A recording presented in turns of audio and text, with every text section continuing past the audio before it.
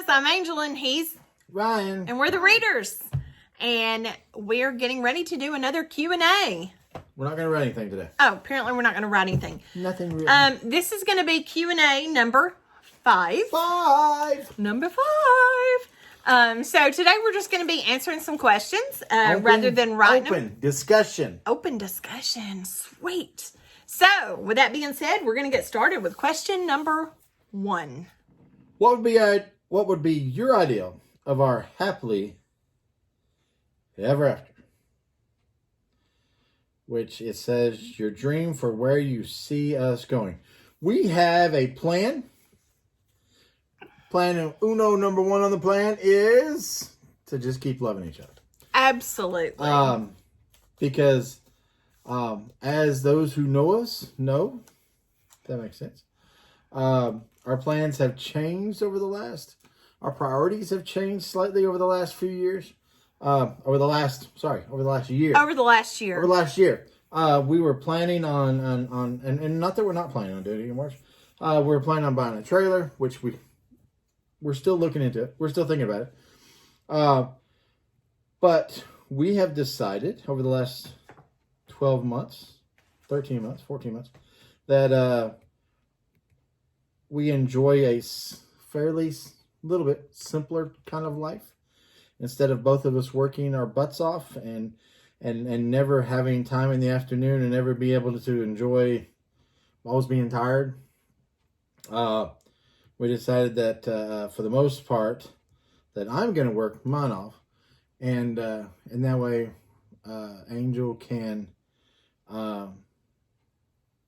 do some of the things she enjoys doing. Yeah. So, and part of that, in the last 12 months, we've looked at a lot of things. And most of you know, I had a knee replacement in November on my left knee. And the doctor said I needed a knee replacement on my right knee, which was scheduled for April. And due to COVID, that was postponed until June. And so I had my knee replacement in June. And then about the time where I was about to make a decision as to going back to work at Walmart, where I've worked for 29 years, I had to have emergency gallbladder surgery. So after that, we had time to think about. We've had time to think, and I've had time to pray about exactly what God wants for me and what I want. And what I did not want, was to continue working for Walmart. 29 years. Walmart had been amazing. Walmart had paid our bills, had fulfilled a lot of my wants, Ryan's wants. And the company's changing and going a different direction. And therefore, I left the company after 29 years. So that kind of threw a little glitch in what our future plans were. But just the growth, just the more stuff plans. Not really our plans. But yes, we had planned on getting a travel trailer and actually going and spending weeks somewhere else. And so for the meantime, we're going to be doing day trips. We're going to be doing day trips. Which is what we did when we went on vacation. We'd go on vacation and spend the day driving around doing stuff. Yeah, and in that 12 months, Ryan has said multiple times that he has enjoyed coming home and me being home. So definitely during COVID, we spent a lot of time together, which was amazing, and did a lot of cooking at home and just being together. We played games outside in the yard and did so many different things. We have kind of like a cornhole game. It's a cheaper version, but we got out and we enjoyed that. And so, our plans have changed, but our future entails, just like he said, continuing to love each other and going forward, doing some day trips, eventually getting a camper. And that's really the reason that we started a YouTube channel, was so that we could share things with you all. So you could be a part of our journey. So our journey is just like any journey. It's anytime God opens a door, the step of faith is stepping through that door. And you always think you know what's on the other side of that door. You know. Always. When God told me to leave Walmart, and it wasn't a booming voice or anything like that, but when God told me to leave Walmart, I thought I knew what he was asking me to do. If you had told me, I spent the last 13 years in the school system. If you had explained to me, if I can't went back 13 years ago and talked to me 13 years ago and said, this is what you're going to be doing, and this is some of the experiences you will have had, I would have told me, you're nuts. That stuff like that doesn't happen. And I probably would have said, no, I don't think I want to do that. Yeah. But I love it. It's not what I thought it was at all, but I absolutely love it. And so just to speak a little bit on that question, typically anytime we're making a decision, we pray about those decisions and seek guidance. And, God opened the door for Ryan to leave Walmart and go to work for the school system. It's scary to leave a job after 29 years. And, we had discussed about our financial situation and how things would be. And Ryan's like, you don't really have to worry about anything till January. And I had put my application in for the school system as a substitute teacher, which took some time to get everything situated. It's not like you just go and apply and they hire you. I mean, it's kind of extensive. It's government. Yeah. It's extensive at the things they do. They do a background check on you. They do fingerprints on you. They want your social security card, your driver's license. You have to fill out an application. You have to have so many references. Those references have to be called. And so my thought process, after school started was, I'm not in any hurry. I've been through 2 knee replacements and I've been through the gallbladder surgery, and I'm like, I'm ready to just have some time to relax, time to feel good, time to do things. And just like Ryan said, God opened the door, and I am how many days in? 3.5 days into substitute teaching. She's worked every day that she's been available. Yes. I went on Tuesday of last week for orientation. And they said that we couldn't start subbing until we had received some information from them. And so I subbed on Friday, a half a day on Monday. I have subbed yesterday, today. I'm subbing tomorrow for the same person. And then I'm already subbing for all of next week. All of next week. And I'm like, wait a minute. I didn't sign up for this many days. I thought it was just going to be a day or two here and there. She did. But you know what? We know what our needs are. And you're like, we got this. But then God says, no, I've got it. And here you go. This is what you needed for this month for your part to meet the needs. And so he's provided that already. And so, so far it's been amazing. And she's meeting people. I'm meeting people. And she's got the pleasure of working just 2 doors down from me. Yes. What else would you want to do? I know, right? Who doesn't want to sub next to Mr. Reader? That's right. So our plans entail a wonderful future for he and I. And so that was a long question and answer. So we're going to move on to the next one. Sorry, guys. The next question is, I'm not sure if we should do this. Let me see what it says. He's not sure.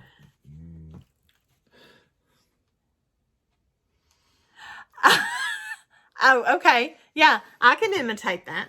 It said imitate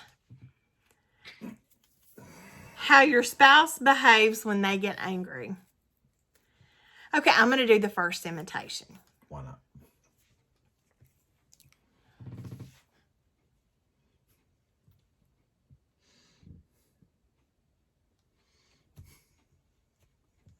That's how he does. He doesn't say anything. He's he does not like confrontation at all. He'll just sit there. I am non-confrontational. And then you say something to him. What do you want me to say? Well, say something. I don't have to act it out. She just did. I knew he didn't want to. Yeah. But how do I act? Kind of like that. His face is red. How funny. I abhor confrontation. I'll do it when I need to. I just gotta like prepare for it. I can confront if I need to. I've worked on it since I've been working for the school system, very much so, because there's a lot of confrontation in the school system, especially when you work with kids who love conflict. Yes, my life prepared me for that, but part of that was just ignoring stuff. Not ignoring stuff, just ignoring your feelings and stuff. So yeah, I don't blow up. I just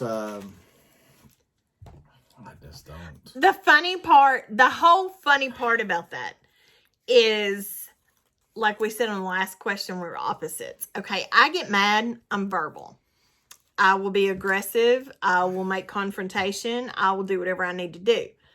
Okay, he gets mad. He does not like confrontation. He will simply be quiet, not say a word. And then the opposite of that is when he's happy and he's having a good day, he's extremely loud and annoying. True. And then me, I'm just kind of quiet. He might be singing, he could be yelling, and it's like, do that when you get mad. But he doesn't. So, yeah. I don't. Yeah. Okay. What was your first impression of your spouse? That she was amazing. Oh, yeah. She was amazing. She's beautiful. She picks good candy bars. Yeah, I do. Yeah. I didn't think she liked me at first. Funny thing. Oh, no. Let me say this before you say it. Sorry. Okay, so first impressions, I had study hall in his world geography class. Okay, yeah. And so me and Amy had study hall in there. And so we would go into class, and I hadn't seen him before because he had just moved there. I was a senior and he was a junior. And every day he would wear Christian shirts. And, you know, I grew up in church, and I had prayed. Of course, we're back to that whole thing. I didn't have a whole lot of shirts. I had prayed for a long time for a godly guy. You know, you kind of have crushes on people here and there when you're in school, and, you know. Playing basketball. Yeah, you know, just different things. And he wore Christian shirts, and he had the most infectious laugh. He would laugh, and it would just, he's wanting to laugh now. He has to be something has to be funny before to get him going, but he's smiling now. She doesn't always think what I think is funny is funny. No, it's not. No. But anyways, I had approached him one day, and I asked him, I said, is your dad a preacher? And he pretty much laughed in my face. Yeah, I did. And I was like, what? And he's like, if you knew my dad, you would not be asking me that question. Amen. And I come to love his father, my Absolutely. father-in-law. Everybody does. He was a good man. And everybody loved my dad. He was he was a little scary at first. I will tell you that. The first time I met him. But that's another story in itself. But anyway, so that was my first impression of Ryan. Every male in my family scared her the first time they met her. Yeah, pretty much. Every one of them. Pretty much. Yeah, I mean, well, we picked one up out of the bushes that checked itself out of a psych ward. What do you expect? I mean, crazy. There's stories. You just wouldn't believe it. But what were you going to say? He said that he didn't think I liked him at first. Hello, I approached you. How could you think that I don't like you? They called school off. They called school off early. Gotcha. And we'd been seeing each other. We've been talking. We've been talking at school and stuff. And school got called off early because of, I think it had rained pretty much like today. Mm-hmm. Which today now is 2-3 weeks ago. But anyways, they called off school because rain and it's flooding. And so I'm like, hey, I'll just take you home. And she's like, no, my dad won't let you ride with me. My dad won't let me ride in the car with people. Yeah. And I'm thinking, from my point of view, from the way I was raised, if we want to call it that, I'm thinking that's like no, I don't want to go because I'm washing my hair. You know what I mean? Like, I don't want to go on a date because I'm washing my hair. I'm busy. No, so that's what I'm thinking. I'm like, well, maybe she doesn't like me. And come to find out, she really didn't. Her parents really didn't let her ride in the car with people. I'm My really? Is that such a thing? Well, my parents were strict, and My parents were. When even- I turned 16, they gave me a car. even though being Didn't give me a car. well, his family and lifestyle was total opposite from mine. Once again, we are opposite. But when he asked me that day, I said, "No, I'll ride the bus." I said, "My dad would not let me ride with you." Dad didn't let me date my senior year. Ryan asked me to go to the football banquet with him in February, and that was a little bit later. And I mean, it was like he had to think. Dad had to think about it before he would just let me go with him. And that's another story. And I thought that was another story altogether too. Riding with him for the first time, woo, child. through the spur. Yeah, but so while we're on the impressions of spouses, Uh-oh. What'd I do?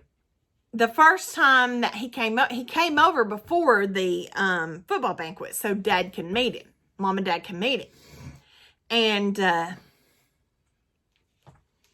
we went for pizza that night. But Ryan wrestled. Ryan played football. Well, wrestling season and football season was over. Wrestling season was, getting ready to go into, that was January, February, whenever they had the football banquet.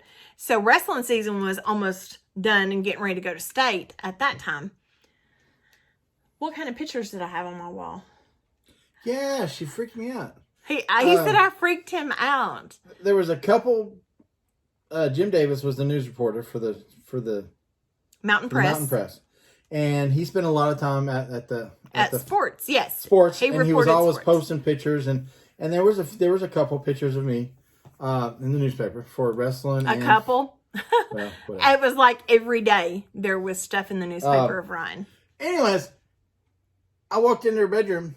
And her bedroom was just right there so it wasn't nothing like that. But it's like this section on the wall had like all them newspaper clippings on it. I had clipped all the clippings from wrestling and football, and they were on the wall. I'm like, why do you have them up there? Yeah. And I'm like, because I like you. And I'm like, he's like, that's just weird. yeah. That's what girls do. Hello? First of all, here's the thing. I didn't get the paper. I never got the newspaper. I mean, buying the newspaper was not a thing. I talked to Jim Davis all the time. We talked all the time. He interviewed me about wrestling and stuff, and great guy. He runs the food shelter. He runs food shelter now. Sevier County Food Ministry. Food ministry, yeah. And it's not a shelter. Anyways, great guy. Talked to him all the time. Never did realize that I was in the paper. Until before that time, I didn't know that I was in the paper at all. I'd always wondered why. I always thought it was weird that I'd see old men on the street, like around town, not on the street, around town, and they'd like know who I was. I'm like, I'm like, hello, how you doing? And I forget names and places and stuff, and I'm like, he does. I just assumed I knew them somehow. I don't know, but apparently. People that follow, it's one of those small towns where people follow the local football team. And at the time, it was just us, GP, and Seymour. And of course, Sevier County is at the time, was the only one that was large school. I think is what they called it back then. GP was whatever. Anyways, so yeah. So that was a little odd. It was a little odd, but okay, so we are going to call that a wrap for today because we talked a little longer on this video than we probably should have. So we hope you guys enjoyed it. Just kind of getting a little insight about who we are and different things in our life, and we hope you're enjoying it. And if you are, we hope that you will subscribe to our YouTube channel. Give us a thumbs up, ring the bell for notifications so you'll be notified when a new video drops. Ding-a-ling-a-ling, also, follow us on Facebook under The Readers, and we hope you guys have a great night. Bye, guys. Merry Christmas.